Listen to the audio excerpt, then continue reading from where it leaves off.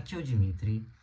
No vídeo passado eu expliquei o que é o síndrome do vaso vagal, que é o que eu tenho, que eu sou diagnosticado, e disse que ia explicar no próximo vídeo, seja nesse, como eu fui diagnosticado, como foi o processo para eu pegar o diagnóstico fechado. Então, bora lá. Bora começar pelo começo. Não, vai começar pelo fim.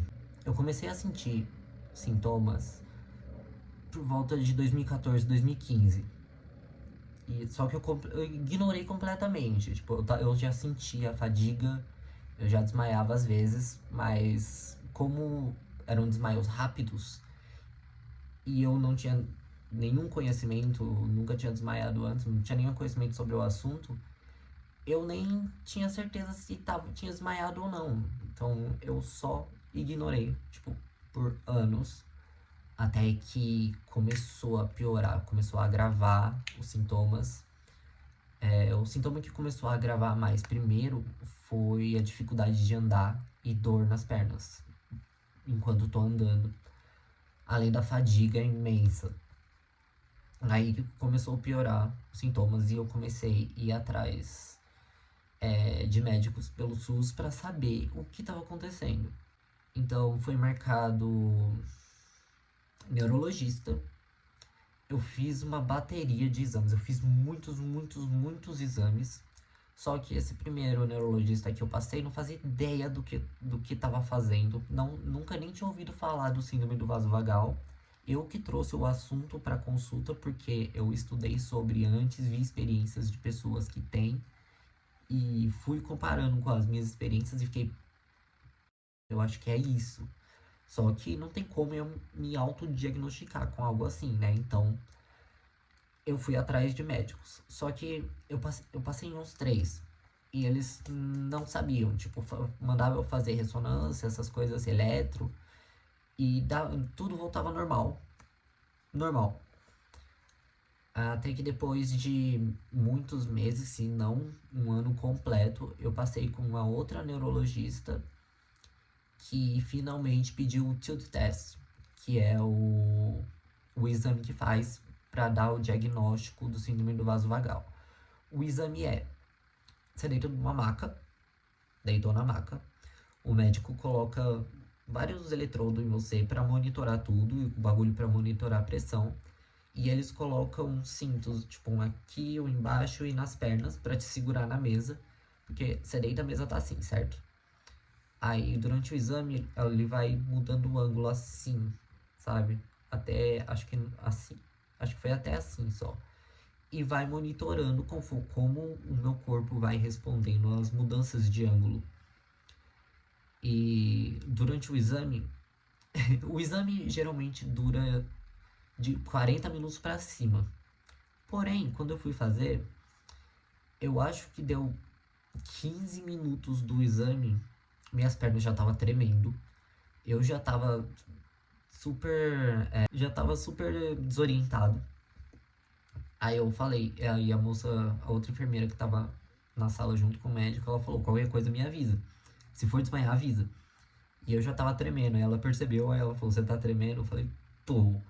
Passou tipo 5 minutos eu desmaiei. Aí eu acordei depois, já com a maca deitada.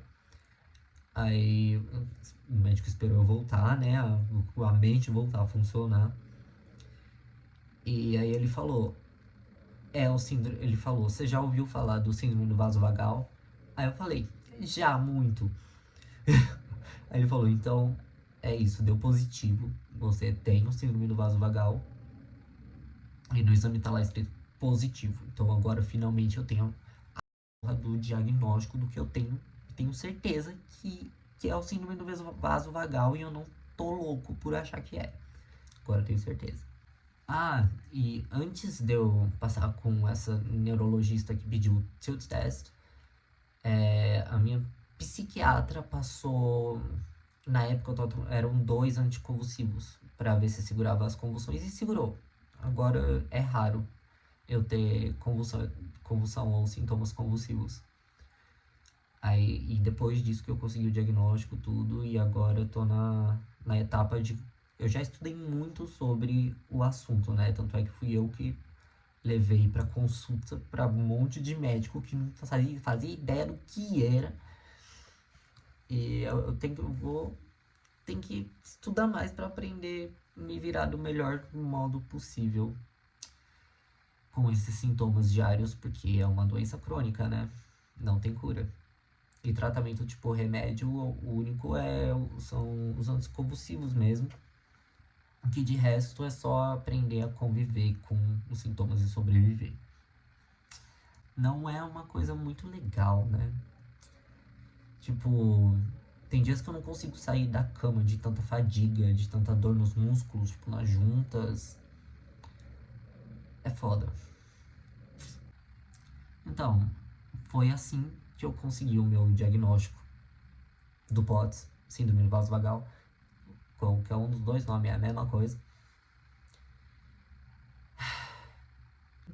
E acabou que era só eu fazer o tilt test que já ia ter a resposta muito rápido. Tipo, na hora do exame eu já tive a resposta. Só que como os outros médicos não faziam ideia do que era o síndrome do vaso vagal, nem conheciam e não sabiam qual exame pedir.